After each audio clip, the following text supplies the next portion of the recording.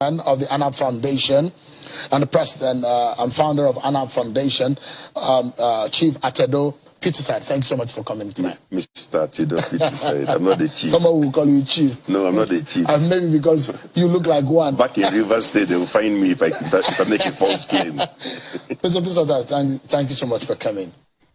All right, I'd like to look at what happened because your organization and NOI poll, you conducted presidential poll in 2011, in 2015, and 2019. And let me just show Nigerians what the outcome of those polls were. In 2011, ANAP and NOI, the result of the poll showed that Goodluck Jonathan eventually could win the election when people were asked who they will vote for. 53% says that he will win the April presidential election, and there was a performance appraisal of 68% on the then president Goodluck Jonathan, and he emerged the winner of that election. In 2015, it does look different, and the incumbent losing in that poll was something that was strange to a lot of people. But eventually, the poll looked like it was with about 2% point lead, 32% of Muhammadu Buhari of the APC at the time, emerging after 4 times becoming Nigeria's president, which the poll predicted, which happened, Mr. Peterside, and 30% of the incumbent, which was a very tough chew for a lot of people who didn't understand how the science played out.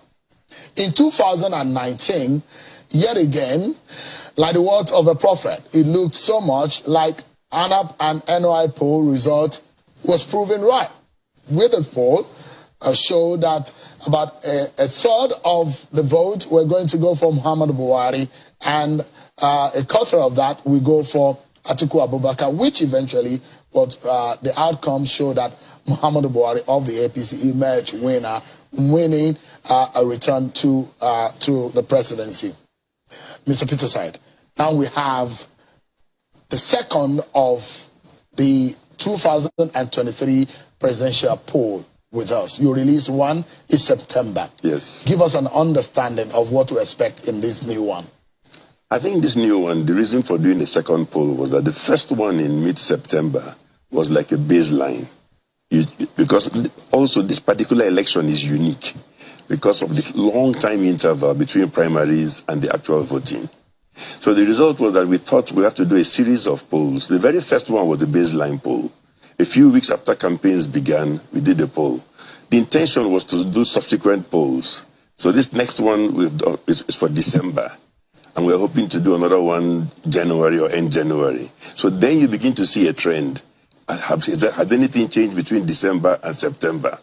In politics, they talk about who has momentum or who is losing ground. Yeah. So this poll, using the same methods as were used in September, gives you a chance to measure how each person is doing in December vis-a-vis where they were in September, and also how their colleagues are doing. And by the way, between September and December, a lot of things have happened. Most of them had not gone into campaigns as at that time in September. But now they have been able to speak to Nigerians. So give us an understanding now. Things, has anything really changed? Perhaps we should begin with each of the candidates and their region and how they stand in their region. Is that okay to begin with that? In their zone. In their zones, right? Right. When you say region, you're like an old Absolutely, man yeah. from the 60s. Absolutely. In their geopolitical zone. Yeah. Yeah. Absolutely. So I think we should begin with Mr. Rabiu Kwankwaso. Is that fair? You can begin with anybody. Yeah. Absolutely. So if you look at Rabiu Kwankwaso, who is from Kano State, and if you look at in the northwest zone, the poll result is telling us that 6% with a question saying, suppose the presidential election is being conducted today, who are you likely to vote for? Mr. Kwankwaso of the NNPP, 6% of affirmation from his zone. That's from the whole zone. From the whole zone. Not Kano. Absolutely. Yeah, no, I'm just giving a background that it's from Kano State. It's a large zone. Kano is from the northwest zone. Yeah. Is there any reason that is performed in this manner in his own zone? Well, I wouldn't know. All we do is ask people, and I should mention that the instrument that is used is mobile phones. Mobile phones give you the best possible penetration in Nigeria. Years ago, we tried using field workers. Let me tell you, the problem with using field workers is that there are parts of Nigeria today. Let me ask you a question, Shem. Whose son do you want to send into parts of Nigeria to go and do a poll for you? What happens if he gets killed? Do you want that responsibility? So we changed some years ago to using the telephone, the mobile phone, also because of increased mobile phone penetration. I stress mobile phone, not anything involving data. It's not an online poll. Mobile phone is the one that has the most penetration. So you can call people once they have a mobile phone, if you choose them randomly and ask them questions, and they will answer. And that was done by NOI polls in the same way they've done previous ones. All right, let's look at Mr. Atiku Abubakar. And he is from Adamawa State and in the northeast region. And the poll result is showing that Mr. Atiku Abubakar, at the moment, when people ask, the question was posed, suppose the presidential election is being conducted today, who are you likely to vote for? In the northeast region, 23% said that will vote for Atiku Abubakar. Yes, but that's not the complete story. All the other candidates got less than him. And more importantly, which I think we should not emphasize everywhere, there is a large percentage of people that are still undecided. And that is true even in the northeast zone. I think our poll showed also that about 38% of the people say they're undecided. And then we also have a second category, which is important. About 14% refuse to disclose who they will vote for. Now that has always been there, regular. Not everybody wants you to invade their privacy. They'll tell you, look, I'm going to vote, but I won't tell you, Shehu, who I'm going to vote for. Mm-hmm. So we record that percentage. Because even that percentage tells a story because it fluctuates from zone to zone. Sometimes it's a very high figure of people refusing. And then you wonder why. But historically, we have seen some trends and some explanations as to why people in a particular area may be afraid to divulge who they will vote for. And usually it's because they're worried or there's a perception of possibility of voter intimidation. I say perception because it can be real or imagined. The important thing is that if I ask you a question and you are afraid that you think I'm going to record the phone call, I have your phone number, and you will be identified as voting for or against somebody, and because you're afraid, you won't answer. It doesn't matter whether or not I plan to intimidate you. If you are worried about intimidation, you have a right to say, listen, I'm going to vote, but I won't disclose. After all, the law says you're allowed to vote in secret ballot. So opinion polls are only based on those who respond. Those who say they're undecided and those who refuse, we track those numbers as well. There are those who have refused to answer, and those who have they're undecided. They're undecided, so they will decide later. So if you look at the undecided numbers, in the North Central, we have about 35%. In the Northeast, about 38%. In the Northwest, 32%. Southeast, 25%. South, 26%. And the Southwest, 20%. Is there any explanation where we have higher percentage of undecided voters within the northern region of the country? Here, I'm the first person to tell you our science is about numbers. Now we're going into conjecture, but I can tell you, I can make a guess. Sometimes people know who they will not vote for if there are 4 candidates, but they may be confused between 2 or between 3. It is possible that when you give people in the Northwest, let's, for argument's sake, those of them who think religion should be a factor, and by the way, that too we measured. Roughly 15% of people that we polled said they thought religion was important to them. So let's imagine somebody thinks the most important thing is religion. If you give him a choice of 3 Muslims, he might initially be undecided. Because they say, give me more time, let me hear them out, and so on. That is if he's concerned about only religion. Mm-hmm. But interestingly, I don't know whether you think that figure is high. Only 15% of the voters told us that religion for them is a factor. 10% told us ethnicity is a factor.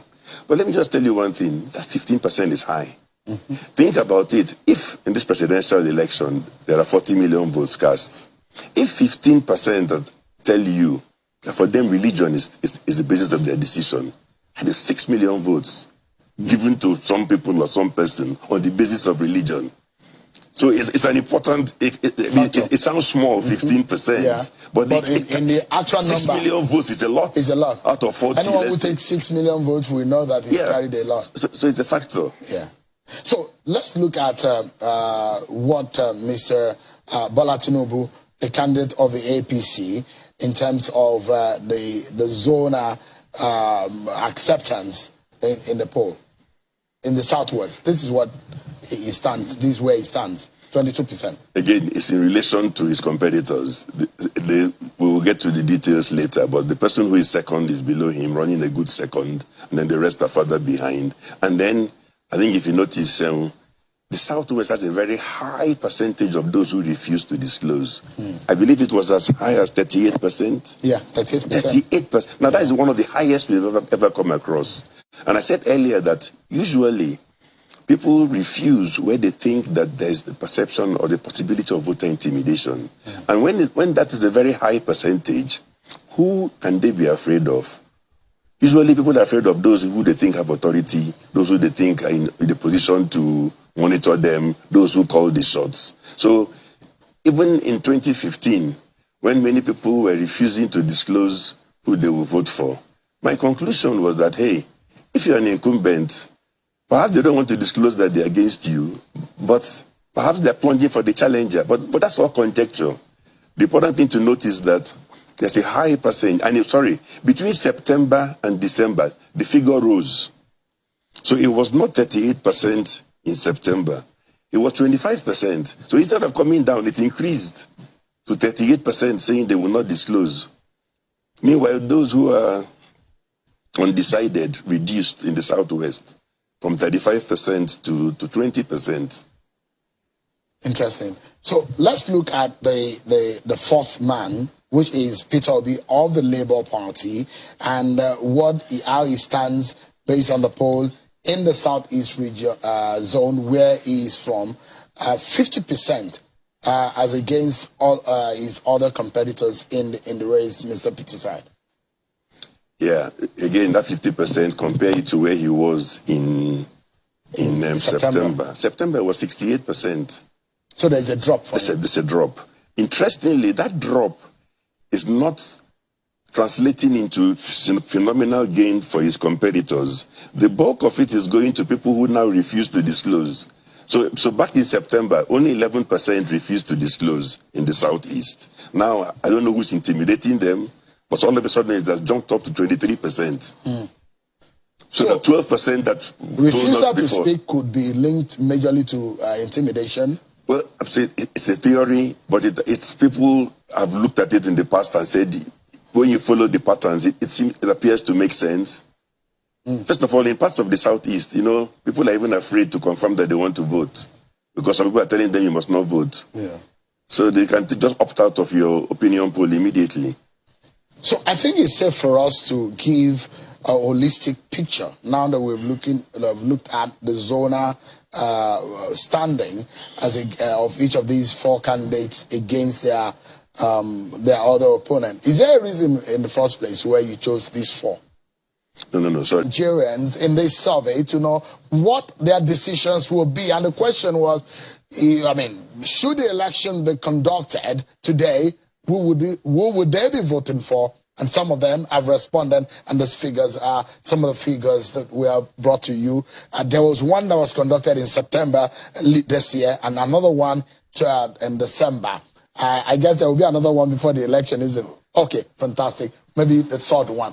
But if you look at this one, if you don't have your permanent voter card, Mr. Peter side, and it's good to also help to sensitize Nigerians that, look, this might be interesting to discuss, but also the fact remains that the election is baseless when people do not participate, isn't it? Oh, definitely. And voter turnout matters. And if it varies by zone, it also affects the result. And that's why, but this year, I can tell you that our feedback is that the appetite for this election is high all over the country. 8 out of 10 voters are saying that this time they're going to vote. So if you compare to the last three, you've done back-to-back now, 4 election cycles. You have polled for presidential election cycle from 2011 to 2015 to 2019 and this one. Compared to every other election cycle, which of the appetite do you think is higher? This one is the highest, and I think it's for a variety of reasons. With due respect to President Buhari, many people had no interest in the 2015 election. They didn't believe any result would be declared except that he was the winner. So for them, they were lukewarm. Many people said they wouldn't even bother voting because they didn't think that there would be a free and fair election in 2019. 2015, there was a high interest level because people believed there would be a proper election. I'm not, again, this is just based on feedback and what we are told by voters. Yeah. Now, this 2023, President Buhari is leaving, so they know there'll be a new president. So therefore, the excitement level is high as to who will be a new president. Yeah. One other feature that we've not had since 2011. Since 2011, 2015, 2019, there were only there were two really serious candidates. This one, there are at least 3 or 4. So the result is that when we were talking about geopolitical zones, each of the top 4 candidates from a different zone, so they can generate local interest. Also, what we have to remember about the presidential election is that, let's go back to 2019. With due respect, President Buhari is Fulani. Atiku Abubakar is Fulani. Some people told us in 2019, 2 Fulanis are running for an election. I don't really care between who wins. It doesn't concern me. I'm going to go to my farm. Those are people in some other zones. This election is a bit different. Everybody believes he has, reason stake. Somehow. Yeah. Perhaps also the interest level is driven by the fact that I think some things have gone so bad. The economy, security, poverty, all that stuff. The things that should be low are high, like inflation.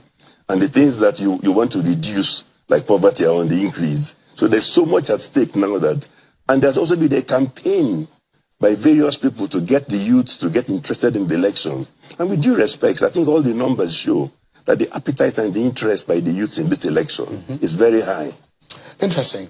Are you able to capture more people who have their permanent voter card? Yes. Because a lot of people don't have their permanent voter cards. But yeah, this polling is based on people who are able to vote. Are you able to spread it across the city and the interior part of the country? I don't have those numbers with me, but we have the figure across geopolitical zones in terms of those who are registered to vote, the percentage. And it's quite high in all the 6 zones. Of course, there will always be highest somewhere and the lowest somewhere. And if you want, we can go to that level of detail. I can tell you immediately, figures are in front of me. The zone that has the highest percentage of those with voters' cards is the Northeast, 90% of the voters' cards. Southwest, very close, 89%. South, 88%. That's all the same. Then the 3 zones with the lower percentage, North Central 87%, Northwest 86%, and South is 84%.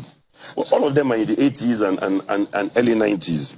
I know a lot of Nigerians. Sorry, all of them are in the 80s, one in the 90s. Oh, yeah. So a lot of Nigerians are itching more to know what the figures are saying. So we gave you an understanding of the general outlook of the December poll. Let's now do some comparison and we'll go by zones now. In the Northeast zone, so you will see the blue is the September 2022 poll, and the red is in the December 2022 poll. And you will see how the 4 candidates are faring based on how they fell, how they went up, and the differences. Sure.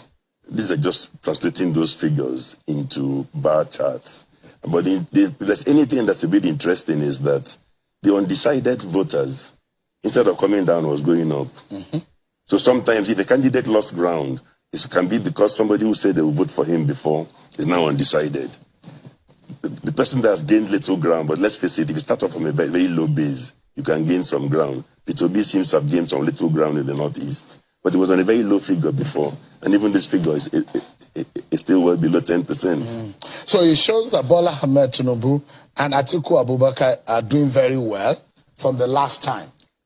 So you see, no, the blue one is September. Actually, now the blue one is September. In fact, they've done little, but conversely, undecided has gone up. Yes, undecided voters. But let's be careful. That can be assuming two of them were popular, and people are deciding who do I vote for between them.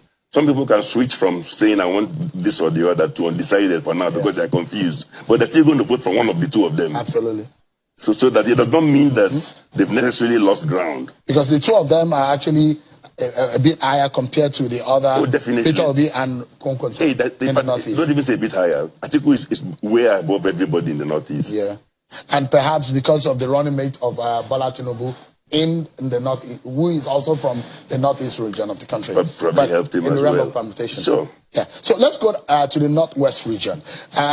There's a matter, of course, which I also wanted to point at, because we've looked at youth, we've looked at how this spread is. We also need to look at how the gender, the spread of the and how they perform. I'll come to that in a moment. But look at the Northwest region of the country and how the votes, the poll has gone. It does look to me that Mr. Kwankwaso, like we talked about earlier, this is his performance lower than the likes of Bola Tinubu and Atiku Abubakar. In fact, compared to Peter Obi, he's even performing lower than that. Yeah, but I think it's a concentration in a part of the Northwest, and he's not doing that well elsewhere in the Northwest. But again, he could be a big beneficiary from the undecided. It's possible. He could be a big beneficiary from the undecided. And which is also high. Which is very high. Very, very high. So that it could be people are looking at him and saying, should I vote for him or should I stick to the others? And they could be thinking about whether to back him or not. But again, please, this is what they tell us, or what they tell NOI polls. Absolutely. If I let me just correct your sentence. The poll is done by NOI polls. Yeah. We only commission it in the sense that we pay them to go and do a poll. I should also mention that, because people have asked before, although you didn't ask me now, what is the size of the poll? Historically, we have been following the Gallup methodology in the US and so on. They use 1,000, they poll 1,000 people randomly. But this particular, in September, we did 1,000. This time in December, we actually did three things. We polled for 1,000, polled for 2,000, polled for 3,000 to see whether anything was going to change. And it did not change significantly, which is the logic behind, which is the logic behind why people say that if your random sampling is actually very random, you may find that once you get a particular critical minimum size of sample, if you like, keep on increasing it. So each time you get people at random in Nigeria, some will tell you who they like, some they don't like. Yeah. So let's look at the North Central region. So there's one constant in those zones, and that is the undecided voters and those who are refusing. This is still very high, and we're just hoping that turnout will be reasonable at the eventual election. But look at what Peter Obi has done here. Peter Obi has really done remarkably well compared to what he did in the September poll. Yes, and conversely, Bola Ahmed Tinubu has shrunk. I mean, Atiku Abubakar is roughly where he was. That's about, yeah. And Kwankwaso, but the big difference is that Bola Ahmed Tinubu seems to have lost ground in the North Central. Peter Obi seems to have gained ground. But also look at the refused. Those who refused to tell us has gone up. Have gone up. Yeah. So again, you can start theorizing who is going to be a beneficiary from the refused, who will be a beneficiary from the undecided. Yeah, which is still very high. So when that happens in election, we've seen that happen in the United States, where there was a shocker, and in the Trump and in the Biden election, undecided voters did a lot of work in determining the eventual winner of the election, because it was difficult for people to determine where they were standing. So let's look at the Southeast region. And so this, in fact, gives us a very different dynamics entirely to what we have seen in the northern part of the country. So we see Peter Obi dropped, actually. Yes. Yeah. A sharp drop. A sharp one. And for some reason, Bola Tinubu had gained some ground in the Southeast. But again, it's again, yeah. He gained some ground, and then the undecided. Kwankwaso is non-existent. is almost non-existent here. So that's the southeast. So let's look at the southwest. All right. This is the home ground of Bola Tinubu, and it seems to have gained traction here. Peter Obi has done the same. And here you see that the undecided had gone down.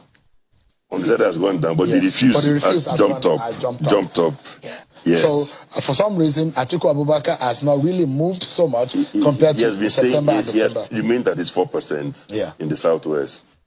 Now, if you look at the south, okay, again, it looks that Bola Tinubu has also done, compared to September, there seems to be a jump. Peter Obi seems to have stayed almost at the same level, and Atiku Abubakar seems to have dropped in the south. Yes, I think, the person who has gained significantly in the south is Bola Ahmed Tinubu. Peter Obi has stayed flat, and the undecided and the refused have not changed that much. Yeah. All right. So now let's look at the percentage of voters across Nigeria based on the 4 candidates. So putting all of the zones together, this is what we get here right now. Mr. Peterside. Yeah, those numbers, you have them, and they'll be on the website in the next half an hour, the latest. The truth is that if you look at these numbers, if you talk about momentum, nobody has really gained phenomenal traction. Nothing has really changed that much. Conversely, look at the refused. Those who refuse to tell you is what has picked up. And that could be, you said it for a variety of reasons, but those who are telling you they will vote for Peter Obi increase slightly. When I say increase slightly, let's put things in perspective. 21% to 23%, that's 2%. 2%. Bola Ahmed Tinubu, 13%, stayed the same. Atiku Abubakar was 13% down to 10%, lost 3%. So nobody has gained or lost more than 2-3%. Yeah. Not really drastic. I don't know whether that's good news or bad news for all the campaign activity, but it's as if nothing has happened to fundamentally shake, or nobody has There's no collapsed. real shift. No significant shift. No significant shift. There will be a third one, isn't it? Oh, definitely. And there could be a fourth as well, but definitely there will be a third. Okay. By God's grace. We'll be looking forward to that, and we're monitoring as the performances of the candidate.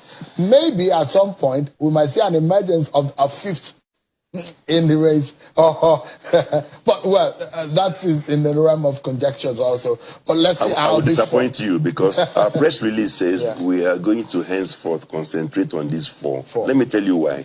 The very first poll was a bit painful, because when there are so many candidates, you're asking people who they're going to vote for. You have to be taking all the information and all that, compiling for 16 people, all that. Eventually, we just decided that, hey, the trends are clear that these are the top 4. Yeah. But of course, if something phenomenal happens, it will come out, and we'll get to know, hopefully. So please, if you get the impression between now and January that the fifth candidate that's emerged that's going to trump these 4, give me a call. I will, definitely. I have your first and second line, so I will definitely do that. But one thing that is also significant here, Mr. Peterside, is the fact that in all of these, there are movements. And some people have had their permutation that January is going to be the real puff for the battling of all of these candidates, and a lot of activities will happen. Perhaps we see the more engagement with the candidates, and then being able to stand side by side to be able to speak to the issues and their agenda. Yeah, you see, there's a myth that the more you're visible or the more you're out there, the more you're working hard, and so the more votes you get. But if you come out and you're making mistakes and you're fumbling, and people are having a doubt about you and your ability, the more they see you actually, the more they may lose faith in you. And the important thing is that a figure that came out in a poll, and I was surprised because we added it as well, asking people whether they want to see the candidates come out and debate and engage each other. Because all these undecideds, what are you waiting for? You want them to come and engage and things like that. 71% of the respondents, 71% of the respondents said they want to see the candidates engaging defending their policies and so on. On So, the debate. so if you're running, if people say they want to see you engage, they want to see you talking, and you're going to hiding, you're Exactly. protecting yourself. Yeah. That's why I said that there's no need to fight with anybody to come out and talk.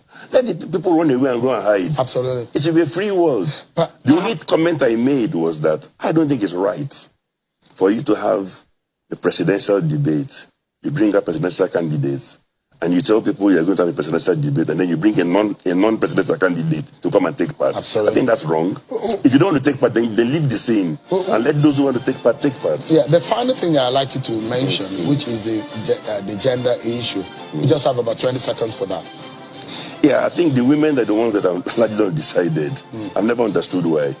But perhaps if you ask your wife when you get home or ask your mother, she can tell you. So it's like the men have made up their minds more, and the women are very undecided. Perhaps because there's no woman in the race. And they're looking at all these men and thinking, these guys